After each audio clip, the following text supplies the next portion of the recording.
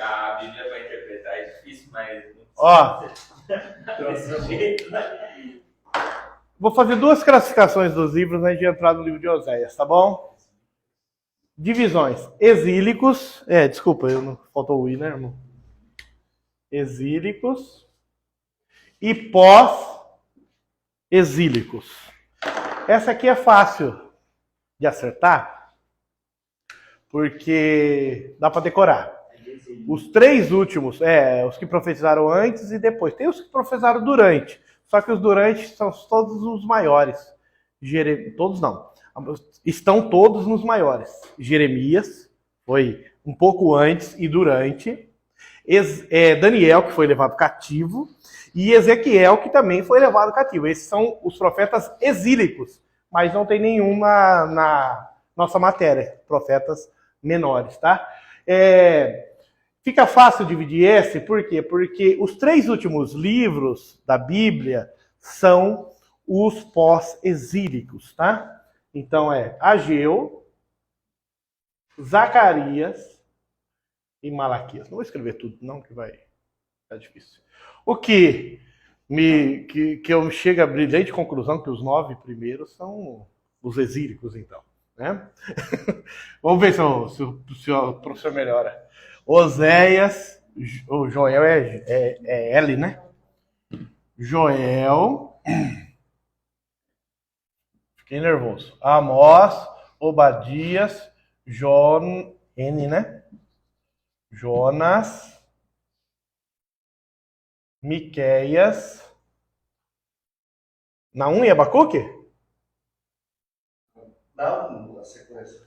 Naum, Abacuque e Sofonias, que eu esqueci isso, né? 1, 2, 3, 4, 5, 6, 7, 8, 9. 9 são exílicos. Eles profetizaram. Opa, irmão, escrevi errado, irmão. Irmão, perdão. Os exílicos eu falei para vocês, né? É invertido? Não, eu falei os exílicos aí, agora eu tô falando que os outros são também. Os exílicos são os Ezequiel. Vocês podem até anotar isso aí, tá? Que os exílicos, existem os profetas exílicos, são Jeremias, Daniel e Ezequiel. Pré-exílicos, ou seja, o ministério profético deles aconteceu antes do exílio. Praticamente quase todos profetizaram sobre o exílio, tá? Que é o cativeiro, tanto assírico quanto o cativeiro babilônico, tá? E 3 são pós-exílicos. Essa é uma divisão, mas tem uma outra divisão que não é tão fácil, mas ela é um pouco mais informativa. É a divisão em relação ao público. Profetas profetizaram no Reino do Norte, ao Reino do Norte. Profetas profetizaram ao Reino do Sul. Profetizaram a Nínive.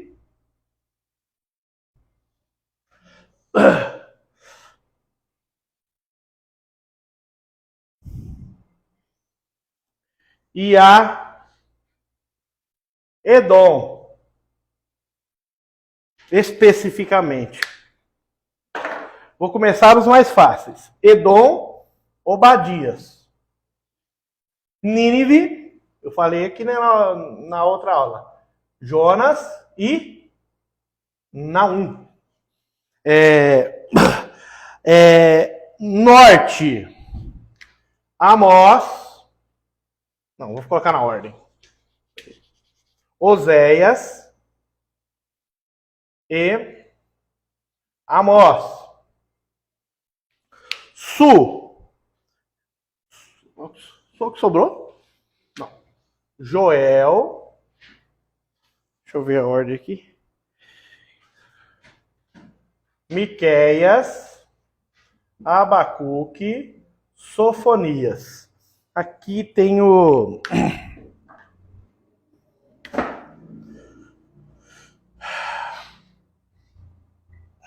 Tem mais um. Esse eu não queria dividir, não. É que é igualzinho esse, tá? são os profetas que profetizaram aos remanescentes, aos que voltaram à terra. É a mesma resposta. Ageu, Zacarias e Malaquias. Pronto, aqui eu acabei. Isso aqui é importante vocês anotar, tá? Olha só, uma pergunta que com certeza vai ter na prova. Que povos profetizou, que profetas profetizaram a Nínive, tá? Que profetas profetizaram o Reino do Norte? Essa segunda parte aqui, eu não vou perguntar essa não, mas quais são os profetas chamados de pós-exílicos? Ó, é uma pergunta pronta na prova. Então é importante vocês anotarem isso aqui, tá? Aí eu já vou falar de Oséias, tá bom? Muito válido. Essa de Edom tá fácil também. Que profetizou Edom? Obadias. Quem mais? Obadias.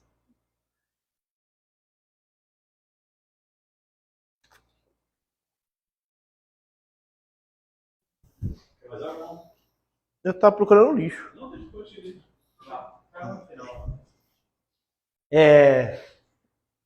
Posso apagar?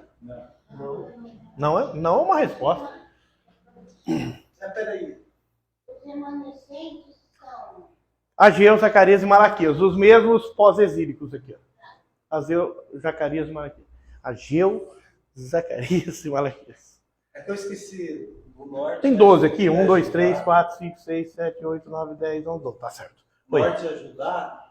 Não. Norte é... Israel. sul O sul é Judá. Você tem que pensar no mapa. Sul é Judá. Pensar um pouquinho no mapa. Que Judá é o mais preeminente e fica no sul. Entendeu? Jerusalém já é sul ali. Já é da tribo de Benjamim. Tá na minha cabeça a semana inteira. Você tem que perguntar. Joel, Israel hoje O que tem? é a nação de Israel. E o povo de Judá, que são os judeus. Ah, tá. Hoje, Não, hoje é Israel. Hoje é Israel. Judá Hoje não tem Judá. Hoje não tem mais divisão de tribo. É só a nação, Israel. Isso é profecia também. Então, o país, ele fala que a cidade vai ficar em cima do povo de Israel. Ô, louco, vocês estão querendo falar de Apocalipse? Sim, sim. Sim. Se a gente for denominar geograficamente, é dali que a gente espera, sim. Você já pegou Você já ouviu alguém falar que... Ó, isso aqui acho que é Yosef Akiva que falou. Acho que ele tirou de um livro, que ele prega livros. Ele é bom. Ele disse que existe... Você pegar o mundo, considerar ele um só, existe um país no meio do mundo. Esse país é Israel. Se você pegar o meio de Israel, vai ter uma cidade no meio de Israel. Essa cidade é Jerusalém. Se você pegar o meio da cidade de Jerusalém, vai ser o Monte Moriá de construir o templo. E se você pegar o meio do Monte Moriá, vai ser o lugar do Santo dos Santos, onde estava a arca. Então a presença de Deus está no centro de todas as coisas. Ficou bonito, entendeu? No centro, do centro, do centro, do centro, do centro, o homem foi longe. Foi lindo, ele pregou com graça.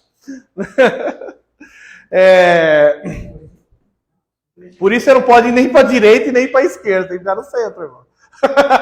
Não vacila, não. O centro é a posição certa. Acabamos? Amém. O centro é a posição certa. Entendeu? Então você pode, irmã, falar para o seu marido: eu quero uma casa no centro. Oh. Eu quero uma casa no centro. Agora eu vou contar uma coisa. Ô, Glória! Ô, benção, fala uma benção aí. Pra mim não, eu não tô sabendo. Não, eu não tô sabendo de nada, nem de fazenda, nem de gado. Fala para sua esposa que eu quero a casa no centro. É. Nós estamos negociando a minha casa. Sim. Já conversei com o gerente, mas agora... É lá no... Lá onde é que você me deixou aquele dia. Tá. Né? Aí tem uma pessoa interessada. Sim. Aí só que ele não tem assim, dinheiro para dar. Mas ele tem um terreno. Que é um problema. Praticamente no centro, ali próximo do ATC. Ali tem a rua 15 de julho, uma rua Benjamin Constante. Benjamin Constante. Você pega ali assim, aí tem aquele ponto, a igreja do Evangelho Quadrangular. Sei. Você conta 3 ruas para trás da Evangelho Quadrangular. Para trás indo para a linha ou para vir indo para Vem no frente? sentido do Planalto. Quem vai? Quem vai para Planalto? Até Paraíba, não tem Paraíba. Sai da Aí. cidade. A primeira. Não, eu sei onde é Benjamin Constant. Eu tô em casa. Você tá falando isso, eu tô tentando explicar, mas eu sei onde é. É. Rio Grande do Norte, que vai falar Sim. Rio Grande do Norte. Eu tô no Aí o cara ofereceu uma casa ali pra gente pra trocar. Casa ou terreno? Terreno com uma casa de tábua. Tem um morador morando. Mas é cara a casa. Tá. É porque nós teríamos uma casa na fazenda. Hum. Eles querem alugar a fazenda. Aí você tá falando da casa do centro, será que é esse negócio não? E, ó, pelo amor de Deus, não usa eu à toa, não. Olha, que eu não falei debaixo de jejum e oração, só falei.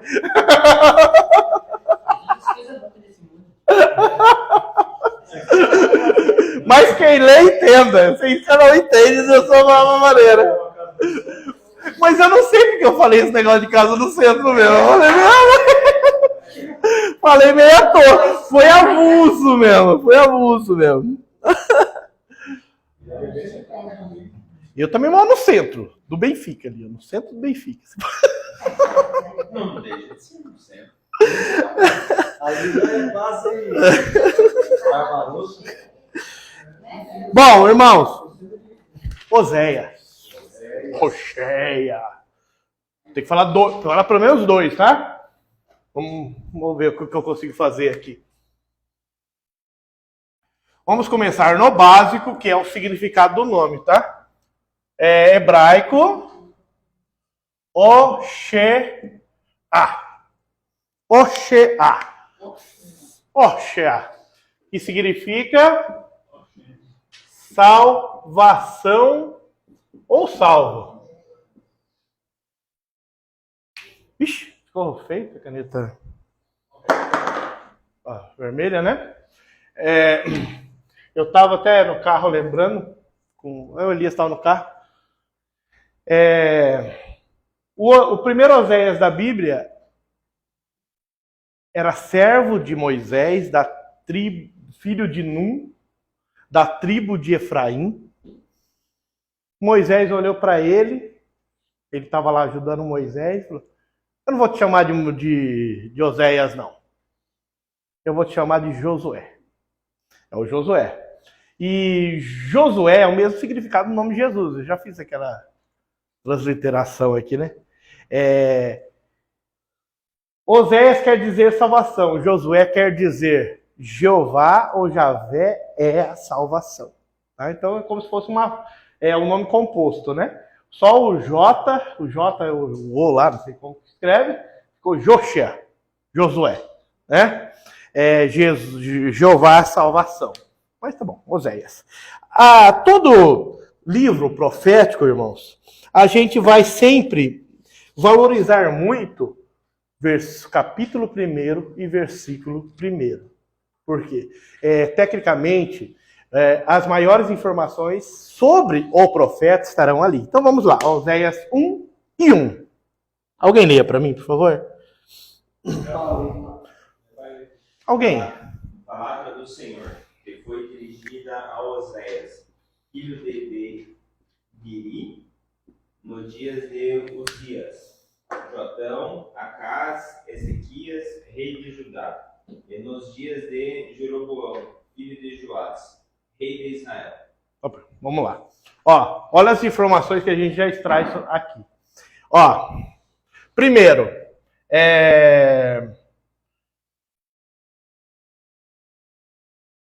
vou colocar paternidade, né? Paternidade. Filho de Beeri. Beeri. Não tá assim não? É na sua? Isso. Filho de Beeri. Então, pastor, quem foi Beeri na Bíblia? O pai de Oséias. Estou jogando toda a teologia sobre esse nome para você. Mas, então por que está dizendo que é filho de Beeri? Para nós, isso não era importante. Mas para quem ele escreveu, isso era importante. Tá? Então, Beeri poderia ser uma influência na sua apresentação. Quem que é esse? Oséias. Que é Oséias? O filho de Beeri. Tá? Isso distinguia ele, isso distinguia ele de outros Oséias, que tinha mais Oséias. Tá? Teologicamente, acredito o seguinte, que quando o profeta afirma a sua paternidade ou a sua origem, ele está passando uma mensagem, que ele é de uma família conhecida. Tá? Ele tem família, um cara que não chegou de paraquedas. Tá? É mais ou menos a linguagem de hoje, né? Então, pode colocar isso aqui, talvez isso pode cair na prova.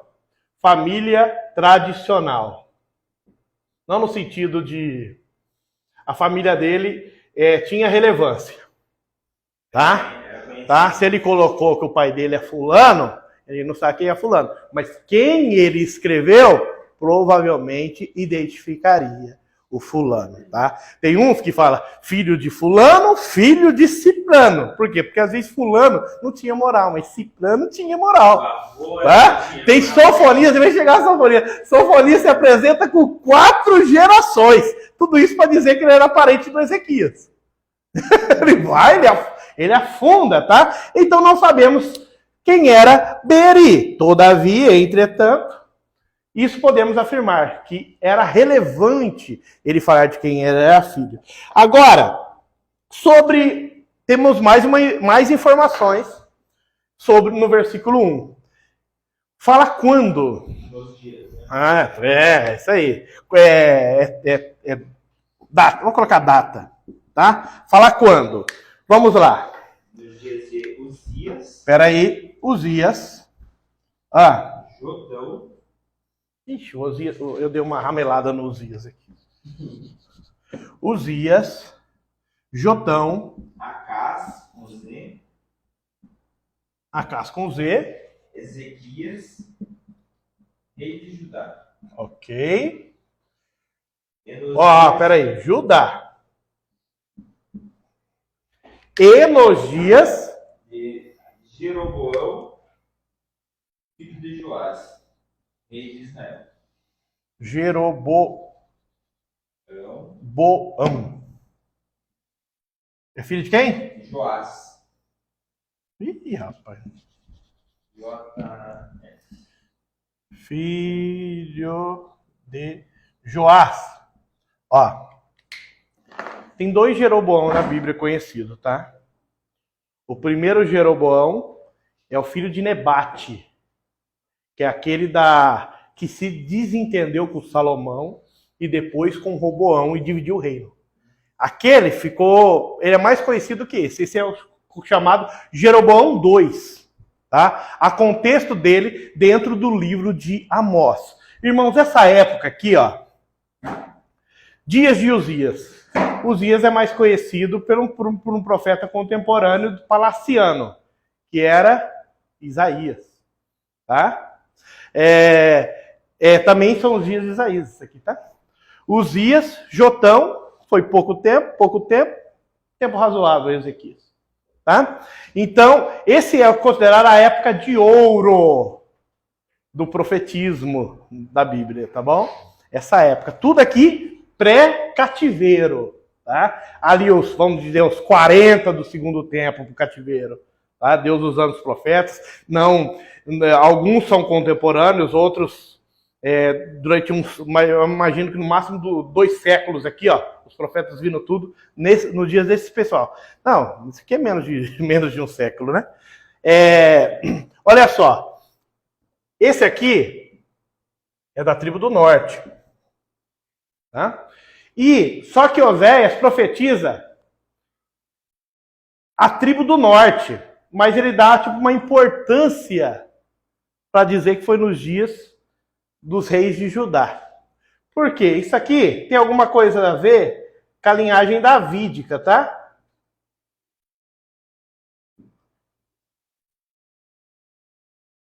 O profeta quis honrar os descendentes de Davi, que eram seus contemporâneos, que foram seus contemporâneos. Porque filho de Davi significa que Jesus veio daqui, né? Tá bom? Ele não sabia disso, né? Mas Deus permitiu. Por quê? Porque como ele profetizou o reino do norte, a Israel, então bastava ele colocar Jeroboão, filho de Joás. Porque ele colocou quem reinava e viu que ele se esforçou, né? Uzias, Jotão, Acaz, Ezequias. Por quê? Por causa de uma valorização aos legítimos sucessores do trono de Davi. Essa época, ó, eu entreguei isso aqui, não é? Eu vou colocar uma versão em PDF também nos nossos grupos de rede social, tá? Por quê? Porque as datas, irmão, sabe essas datas? Ninguém tava lá, você sabe? Ninguém tava lá, né? Quem que tava nesse dia? Ninguém tava. Então, eu junto o livro para dar aula, tá? Eu não pego aqui e falo, vou dar essa aula aqui. Não, eu pego aqui, olha aqui, ó, os 12 profetas menores, eu li aqui, para dar essa aula. E o que acontece? Eu leio esse aqui, aí fala, isso aqui fala, foi mais ou menos esse tempo. Esse aqui fala outro. Esse aqui também fala outro. Então as datas não são oficiais. Por que eu estou entregando isso aqui para vocês? Vamos tratar essas como se fossem oficiais. Tá bom? Vamos tornar essas, independente se a apostila estiver igual ou diferente. Por isso que eu estou entregando. É o material que vocês têm. A oficial será essa. Então, se eu perguntar quando foi escrito ou quando o profeta profetizou, tá aqui, ó. Rei de Judá, Uzias, rei do norte, tudo certinho. Não que seja perfeito. Eu apenas me posicionei, tá bom? É baseado nesse livro aqui, ó, das Assembleias de Deus, do CPAD, os 12 profetas menores, essa lista aqui, porque isso aqui serviu como base na escola dominical de 2012. Se você é velho, nem eu, na igreja, você viu essa aula, tá bom? 2012. É um dos que eu mais gosto. CPAD é Casa Publicadora da Assembleia de Deus.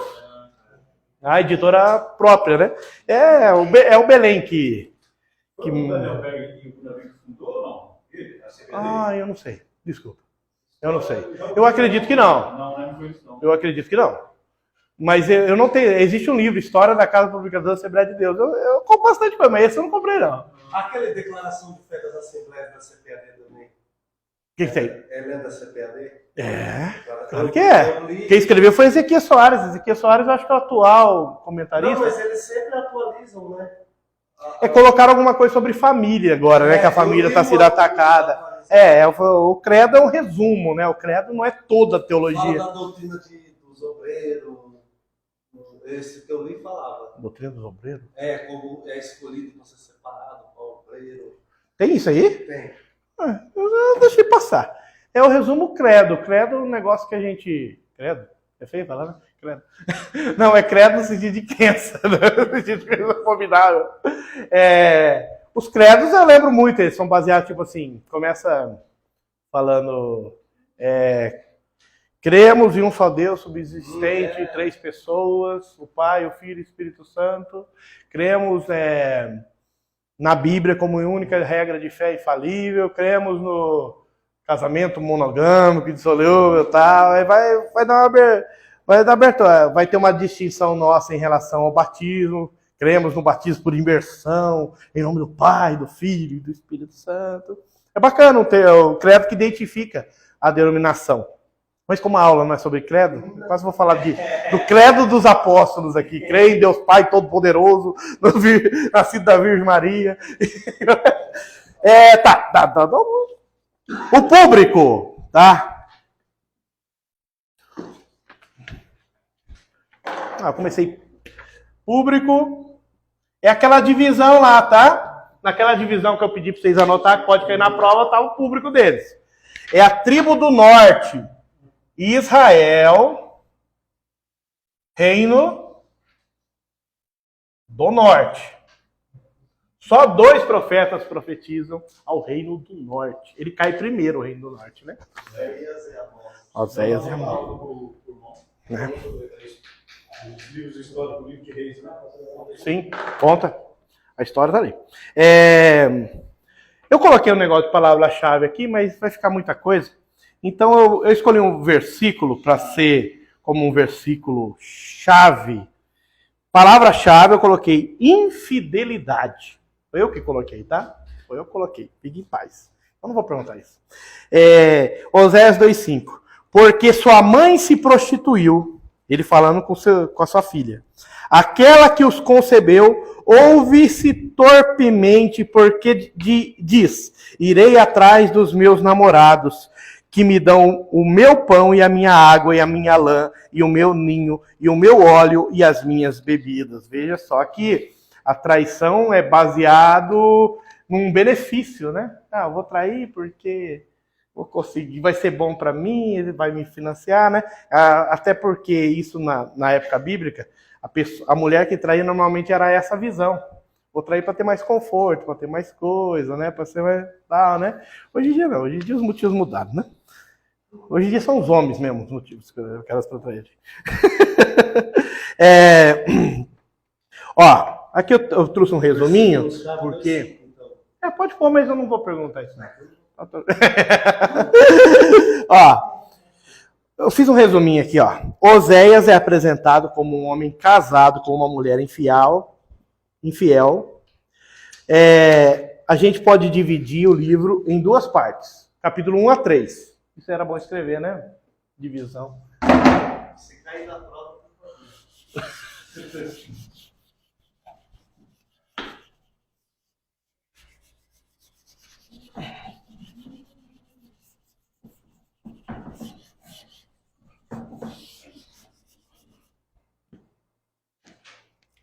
Uma coisa, eu vou dar umas pinceladas de alguma coisa de experiência, né?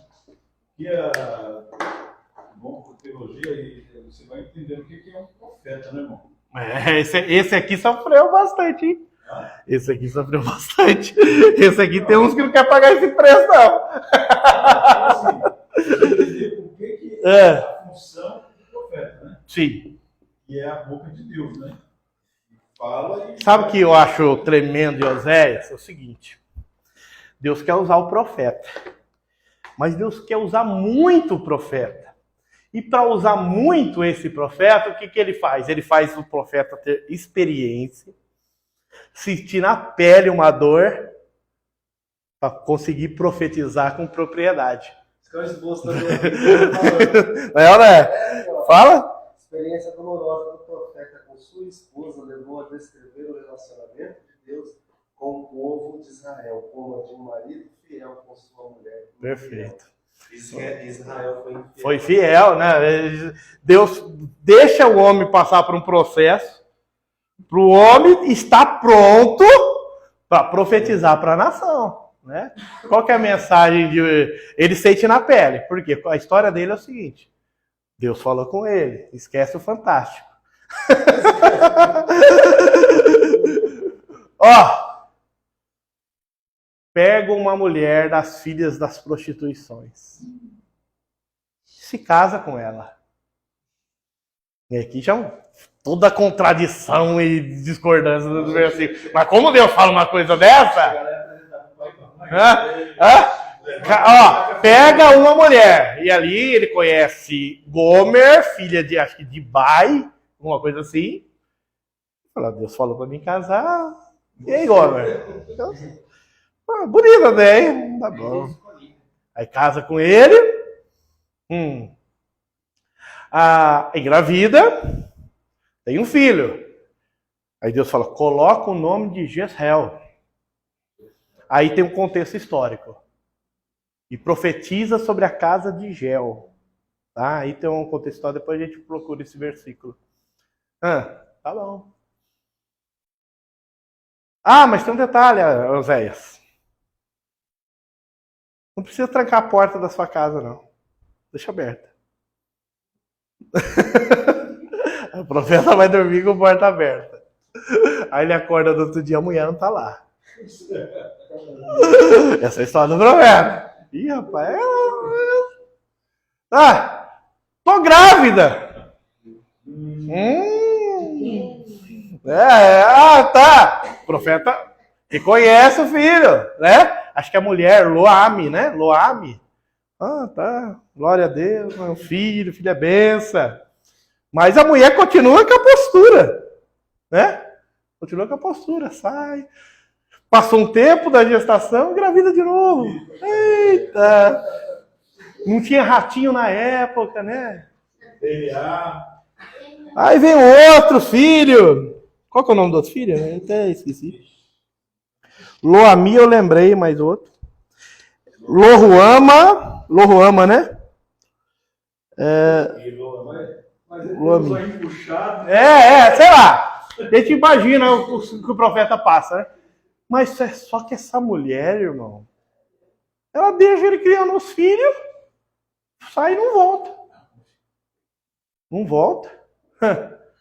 E daqui a pouquinho, ela com essa, a Bíblia fala, um abismo chama outro abismo, tendo essa vida devassa, ela perde o direito da liberdade e se torna escrava de um dos seus amantes. Aí virou escravo, não é mais esposa, concubina, nem nada, escrava. Aí tem um confronto que eu li aqui no versículo, que Oséias confronta a filha. Olha, a sua mulher, a sua mãe está indo à prova dos seus amantes, tá? Não sei o que, pá. E então, irmão, mas no capítulo 3, irmão. Estava lendo isso aí. No capítulo 3, o que o profeta faz? Vai até o amante e compra de novo a mulher.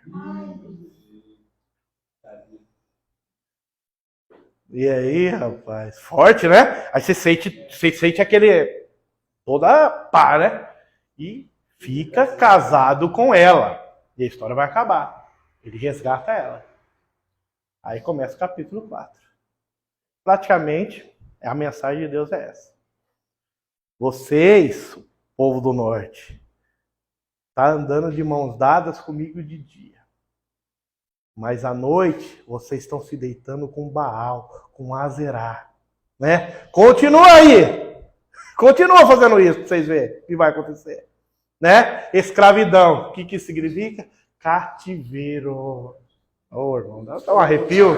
Dá um arrepio. Cativeiro. E aí? Ô, irmão, a questão da idolatria foi algo muito pesado para o povo judeu. Uma coisa que parecia que o povo era obstinado a se dobrar por ídolos, né? Tinha os bosques que eles adoravam os deuses da terra, dos amorreus.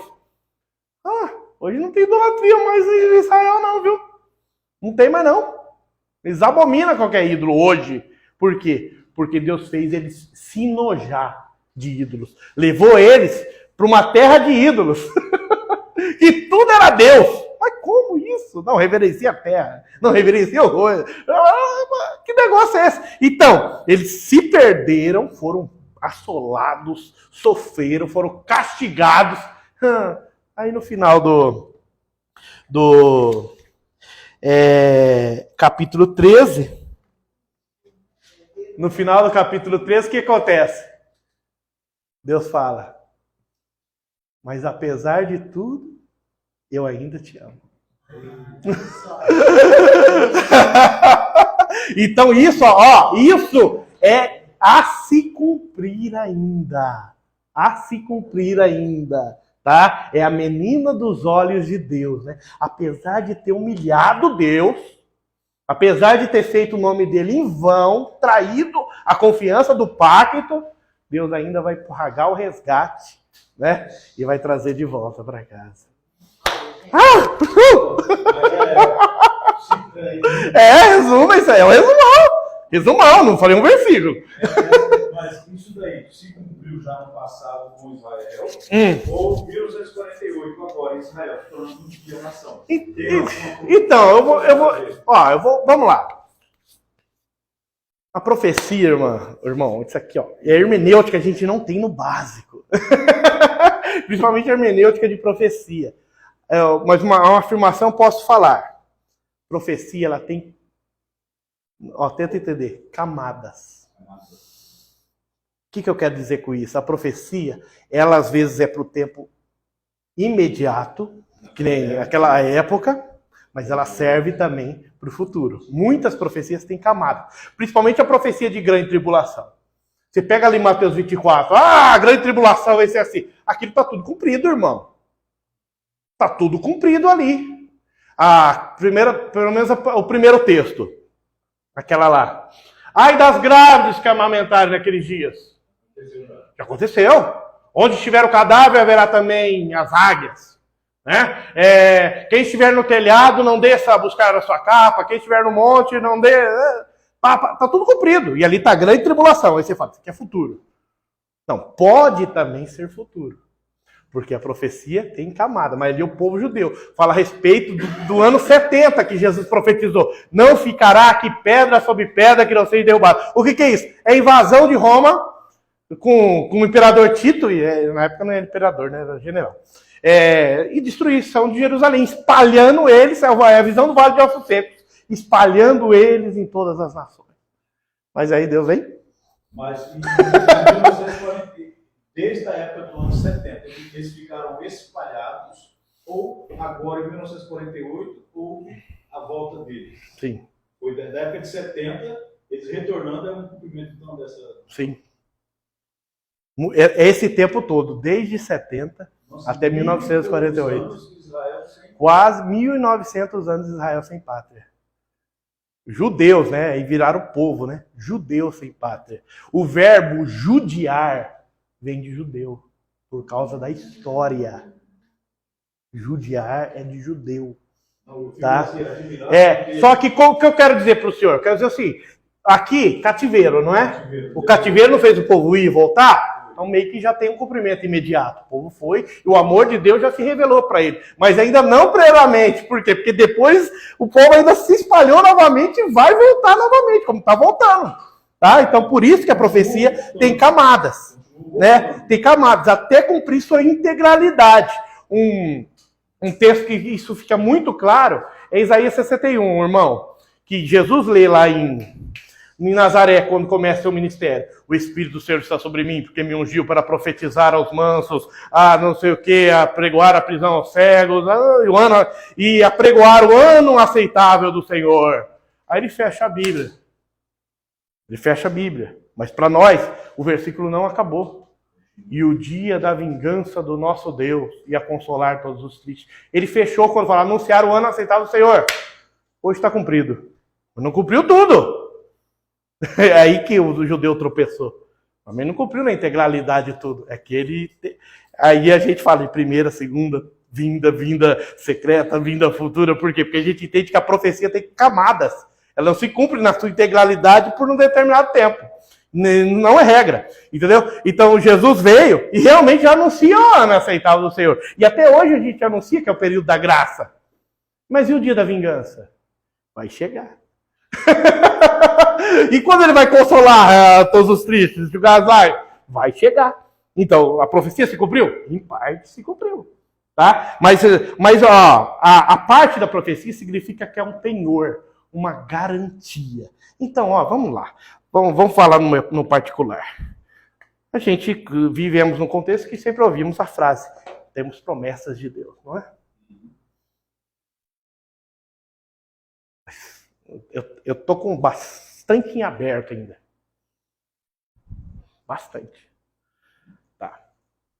Em aberto. Eu nem imagino como será possível isso. Será que é os vídeos do celular? Eu nem imagino como. Tem umas que, não enxergo. Eu tô que nem Jacó na tenda. Tô aqui fugido. Tô indo pra lá, não sei qual vai ser meu futuro. Aí Deus fala pra mim, isso aqui tudo vai ser seu. E eu não tenho dinheiro no bolso. Eu falei, mas como? Aí ele faz até um voto, se o senhor me levar em paz, me trazer em paz, eu vou dar o dízimo. Foi esse o voto que ele falou. Aí eu tenho umas profecias que eu tô assim, mas como isso é possível? Tem muita coisa que tem que acontecer para isso ser verdade. Mas então, profecia tem camada, né? O que tem que manter a minha fé é saber que outras profecias Deus já cumpriu, irmão. Irmão, você já cumpriu a profecia, irmãozinho. Eu me sinto honrado, irmão. Sou pastor desde os 20 e poucos anos, irmão.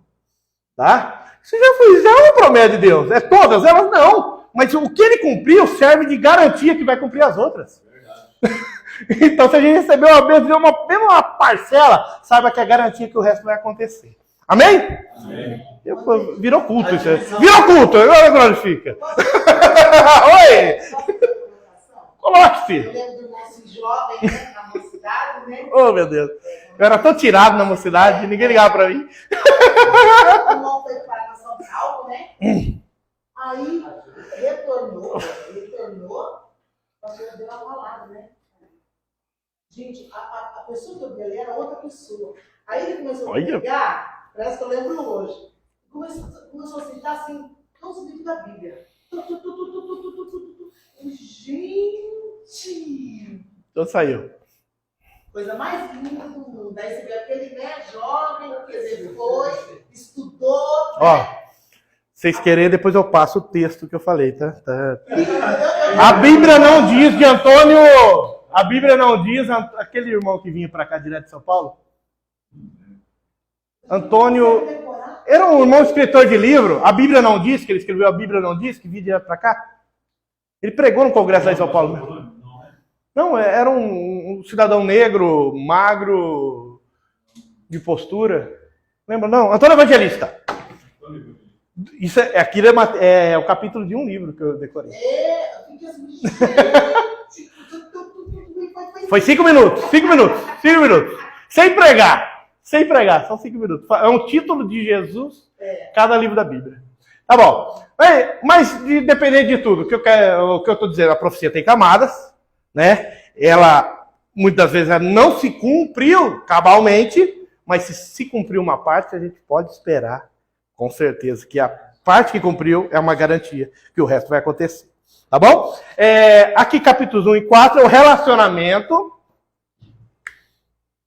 Oséias e Gomer. E capítulo 4 é Deus e Israel. Lembrando que esse Israel é o norte.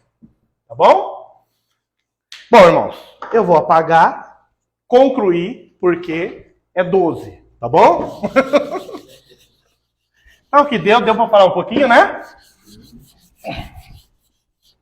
E agora a gente vai seguir o mesmo raciocínio. Esse próximo livro ele é menor de conteúdo. Joel.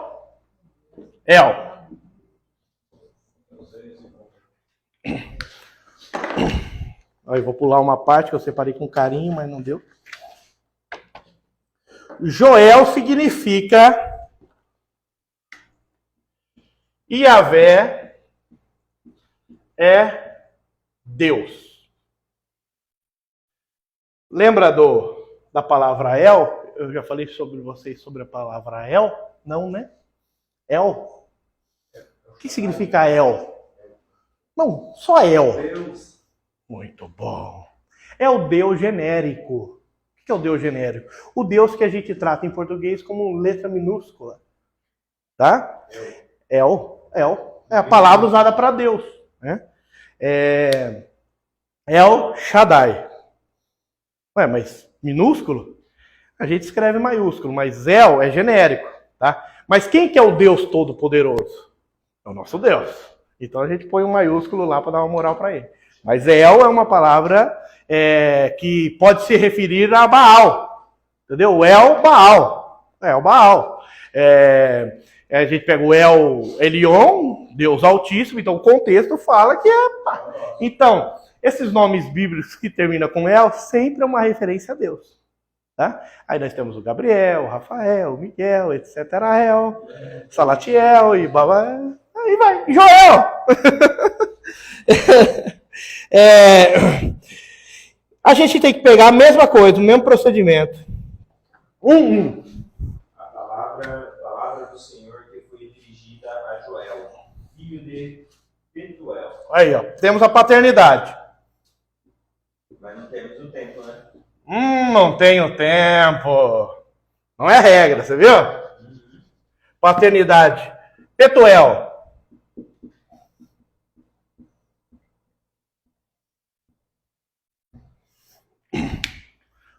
Vamos usar isso aqui, ó.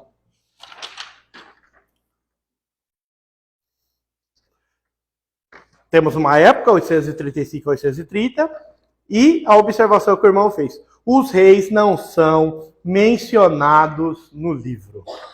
O que causou grande problema teológico em datar esse livro. Todavia, eu tenho aqui algumas informações, ó.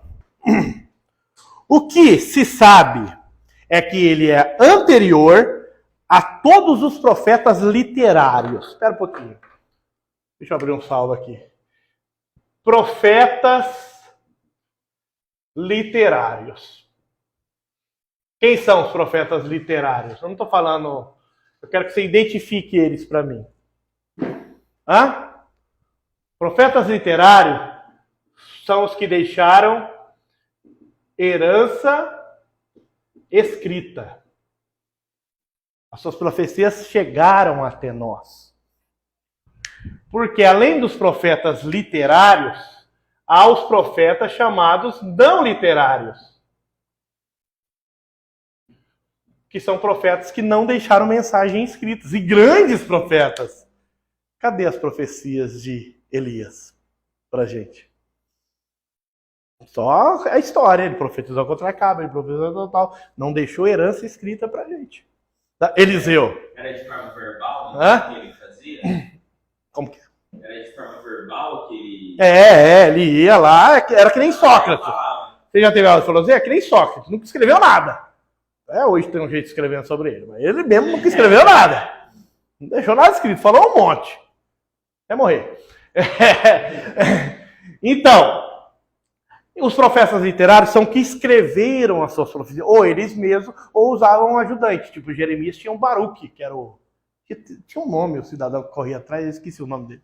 Entendeu? Tinha um escritor próprio, pessoa andava com o profeta e escrevia as profecias dele. Tá? Então, aqui, ó, o que eu estou falando? Vamos lá. Joel é antes de todos os profetas literários. Ele escreveu suas profecias em 835, tá aqui, ó, o mesmo teto oficial aqui, ó, tá bom? A referência oficial. Época em que Judá estava sob a regência de Joiada. Vamos lá. Não tem o nome Joiada.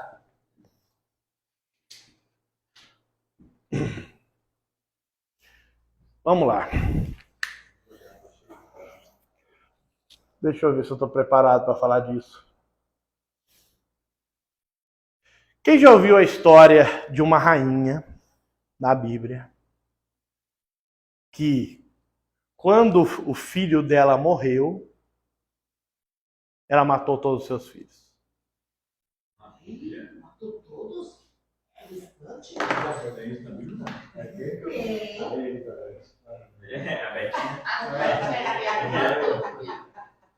Forte, né? Vocês assustaram? Hã?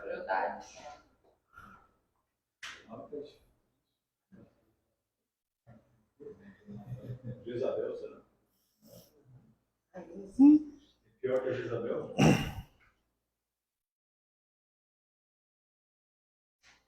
Segunda Reis 11:1.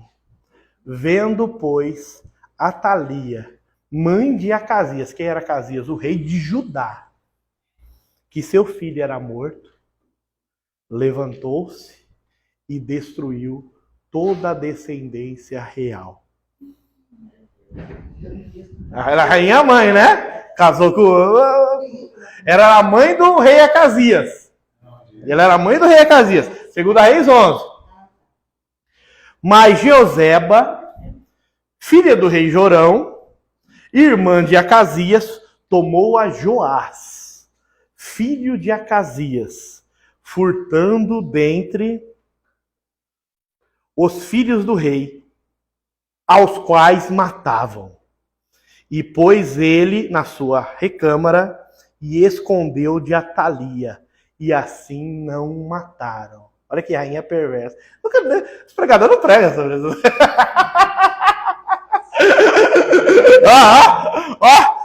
E esteve com ela escondido na casa do Senhor 6 anos. E Atalia reinou sobre o país. Judá, irmão. Trono de Davi. Essa mulher quis usurpar o trono de Davi. Ela pegou a ocasião que o rei Acasias morreu, que era filho dela. Ela matou todo mundo. Não, agora acabou. Não tem descendência mais. É grave, né? E no 7º ano enviou Joiada e tomou centuriões com capitães da guarda e os colocou consigo na casa do Senhor. E fez com eles uma aliança e ajuramentou-se na casa do Senhor, e mostrou-lhe o filho do rei, e deu ordem, dizendo: isto é o que haveis de fazer, uma terça parte de vós, que entre no sábado, fará a guarda do rei, a outra terça parte, os detalhes vocês veem em casa. Acredita-se que Joel profetizou durante, então, não o reinado de Atalia, mas o reinado de Joás.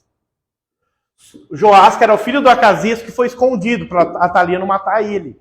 Tá? Mas ele reinou, e reinou sob a supervisão do sumo sacerdote Joiada. Lembra a história do Brasil? A gente tivemos os regentes aqui na história do Brasil, não tivemos? O Dom Pedro I era um mó bagunceiro, fugiu. Era maçom também, a igreja católica queria matar ele e saiu daqui. Fugiu. Aí deixou... Não, vamos deixar o imperadorzinho aqui. Mas o imperador não falava, o Gugu Dadá. Aí o que botaram? Botaram os regentes. José Bonifácio, regente Feijó. E o que eram os regentes? Eram as pessoas que cuidavam do rei, né? Eram responsáveis pela segurança do rei, estavam esperando eles crescer para passar o domínio para eles. Então eram os babados, os mordom. É o Alfred do Batman. Você não deixou ele crescer? Não, só para vocês entenderem. Deixou lá, guardou tudo, agora é seu. É mais ou menos isso. Então Joiada era isso. E como o templo estava em plena atividade, porque é a referência no livro, e há grandes referências também a sacerdote, e não tem referência nem à Síria, nem à Babilônica. Então, por conta disso, acredita-se que ele é o primeiro de todos os livros, até de Oséias, tá? Por isso que eu acho que a data dele é a mais velha aqui, ó. É a mais velha, ó. Oséias está 793, ele está 815, dependente da ordem aqui. Palavra-chave. Essa aqui, se vocês querem anotar, Dia do Senhor. Oséias é conhecido como o profeta do Dia do Senhor. O Dia do Senhor é uma expressão de julgamento divino. Ela pode se referir tanto ao julgamento específico, como no caso dos gafanhotos, da praga do livro de Joel, mas na maioria das vezes diz respeito ao fim dos tempos, quando a impiedade será julgada por Jeová.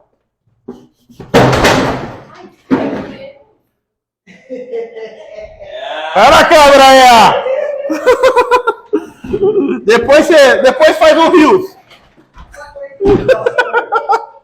Oi? Aqui o comentarista da minha Bíblia foi mais longe. Vai. Usa ele então. Ih, apaguei aqui. Ele disse que o livro pode ser escrito a 450 antes de Cristo. Não. Mas o tempo que a Pérsia dominava. Ele foi mais perto. Mais perto. Mais cético, então. E ele Entendeu?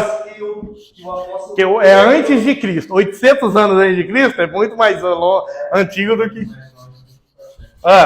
Falou que o apóstolo Pedro... pregou no texto. Sim. Não é... Mas isso aí eu vou falar também. Pode deixar aí. Tá bom? Irmão, quanto mais cético o comentarista ou o teólogo, mais recente se tornam os livros, viu? Quanto mais cético, mas não, isso aqui foi na época do cativeiro. Por quê? Porque dentre os grandes acadêmicos, eles não creem muito no sobrenatural. Por causa disso, tem a teoria que Marcos foi escrito primeiro que os outros livros, sendo que, tradicionalmente, Marcos foi escrito depois. O primeiro evangelho conhecido é Mateus. E está na ordem, conforme foi escrito na Bíblia. Porém, Mateus tem profecia. Jesus falou que o tempo ia cair. Aí você fala, não, Marcos não tem profecia. Marcos foi a fonte que Mateus usou, porque não tem profecia. Tudo isso para tirar a autoridade da Bíblia. Uma coisinha besta, né? Não. Mas historicamente, quem escreveu primeiro foi Mateus. Só porque tem profecia não pode ser verdade? Então eles não acreditam. Tipo, o texto de Isaías, que Isaías chama Ciro pelo nome. Então eles pegam e colocam, não, Isaías profetizou depois de Ciro, não tem como. Entendeu? Então quando o cidadão fala, isso aí deve ter acontecido bem depois disso, ele está falando que ele não crê no sobrenatural de Deus, porque senão o livro seria muito mais importante do que ele acredita. Espera aí, estou terminando. Ixi, passou, né? Firme e forte. Eu vou só explicar então. Passou, irmão. Era para de 4h30 até 5 eu tenho, mas vamos lá. Capítulo 1.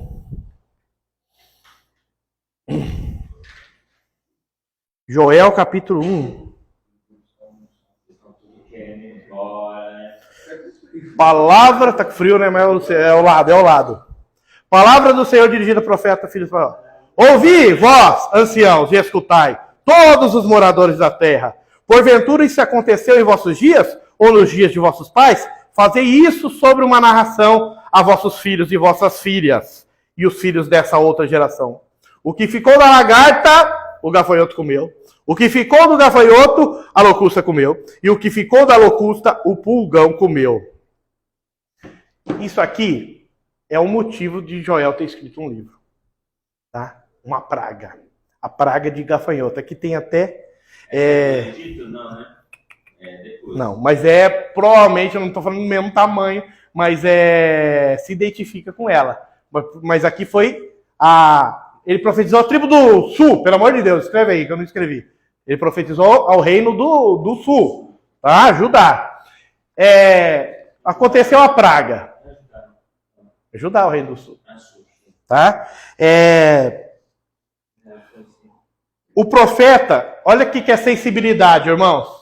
Ele viu essa praga natural, vamos chamar de praga natural de gafanhoto. Só que ele sentiu de Deus uma ameaça. Ele falou, tá vendo isso aqui? Isso aqui não é nada não. Se prepara o que pode estar vindo aí. Que uma nação, porque Deus está levantando uma nação tão destruidora como os gafanhotos. E se a gente não se arrepender, ele prega arrependimento, tá? Ele prega e faz até um escárnio quando coitado de vocês, ébrios. Não tem mais vinho, os gafanhotos comeu. Vocês não vão conseguir nem se beber. Não tem mais sacrifício, não tem como oferecer mais trigo. No sacerdote, está tudo parado, né? Isso é Deus. Aí não é o profeta se expondo, estou falando com a minha história. Isso é Deus te chamando vocês ao arrependimento. Para que vocês voltem, vamos lá, praticar as primeiras obras. Por quê? Porque Deus está levantando uma nação aí que vai destruir tudo que a gente construiu. Deixa eu trazer um pouquinho de contexto para vocês. O reino do norte, que Oséias profetizou, Samaria caiu. Tá? O rei mais predominante nessa época aqui, que eu estou falando, o rei da Síria chamado Senaqueribe. Tá? Vocês conhecem Senaqueribe? E pega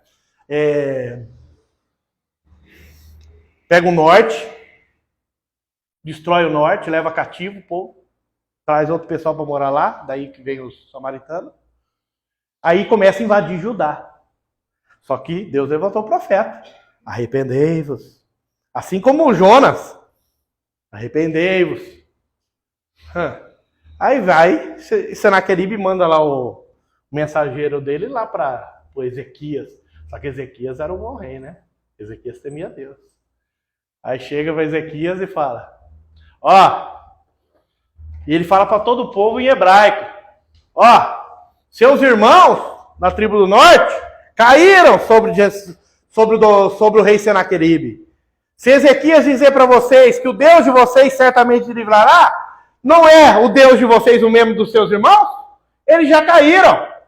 Então ele amedronta e fala na língua do povo, esqueci o nome do cidadão lá, né? E escreve uma carta, essa carta todo o povo pode ler de ameaça, para que o povo entregasse. Só que Ezequias temia a Deus, né?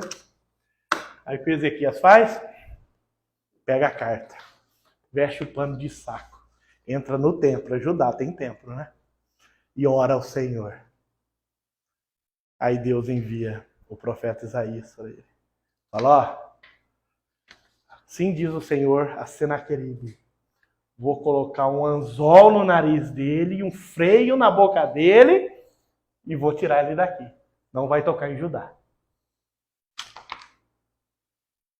Deus enviou um anjo no acampamento dos assírios. E um anjo matou 185 mil. E um dos filhos de Senaqueribe, os filhos de Senaqueribe matou ele. Tá? Então, Deus teve um tempo prorrogado para o cativeiro de Judá. E Deus usou o profeta Joel para despertar o povo. E assim como os ninivitas se arrependeram dos seus pecados, o povo aplacou a ira de Deus com o seu arrependimento. Né? E deixa eu concluir aqui. Um pouquinho mais além. Lembra? Vou voltar lá. Profecia tem camada, não é? Ó, ele vê o dia do Senhor visto como uma invasão imediata, que foi os gafanhotos. Ele vê o dia do Senhor visto como uma invasão iminente, próxima, que poderia ser o rei da Síria. Não chegou, só que ele é mais sensível ainda. Ele vê o dia do Senhor como uma invasão futura. Joel é o profeta do julgamento das nações e da batalha do Armagedon. Aí nós chega no capítulo 2, 28. E depois, derramarei o meu espírito sobre toda a carne. Os vossos velhos terão sonhos, os vossos jovens terão visões, sol, lua, né? Fala de astros ali, papapá. E ele começa ali no seu final a falar a respeito de uma guerra.